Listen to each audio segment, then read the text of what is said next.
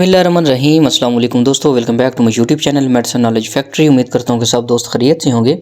दोस्तों आज हम बात करेंगे ज़ीज़ो टैबलेट के बारे में कि इनको किन डिजीज़ के लिए जो है वो इस्तेमाल करवाया जाता है, इसके साइड इफ़ेक्ट क्या हो सकते हैं, इसकी डोजेज क्या हो सकती है, तमाम चीज़ें इस वीडियो में डिस्कस करेंगे।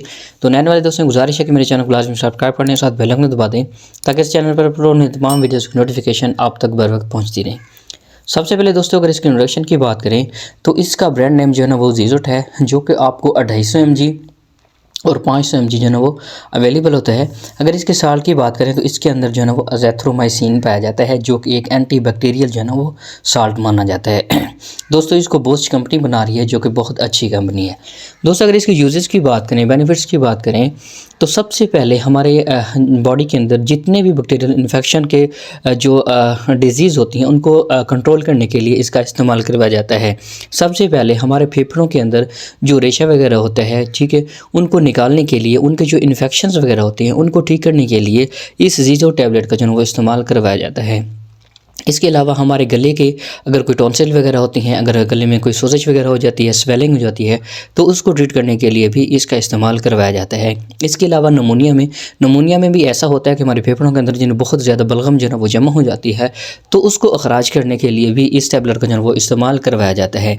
इसके अलावा अगर हमारे कान के अंदर कोई इन्फेक्शन वगैरह हो जाती है, कोई स्वेलिंग होती है, तो उसको ट्रीट करने के लिए भी इस जो है ना वो टैबलेट का कैप्सूल का जो है वो इस्तेमाल करवाया जाता है।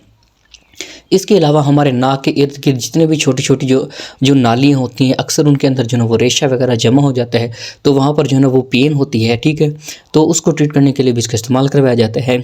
इसके अलावा हमारी जिल्द के ऊपर जितने भी मसाइल होते हैं, एलर्जी वगैरह होती है, ख़ारिश होती है, दाने होते हैं, एलर्जी के, हमारे स्किन की जितने भी प्रॉब्लम्स होती हैं उनको ट्रीट करने के लिए भी इस टैबलेट का इस्तेमाल करवाया जाता है। दोस्तों अगर इसके साइड इफ़ेक्ट की बात करें तो साइड इफ़ेक्ट में आपको उल्टी वगैरह आ सकती है, मतली हो सकती है, पेट दर्द हो सकता है, आपको चक्कर वगैरह भी आ सकते हैं, सर में दर्द हो सकता है, आपको प्यास जो है ना वो ज़्यादा लग सकती है और भूख में कमी वगैरह भी हो सकती है।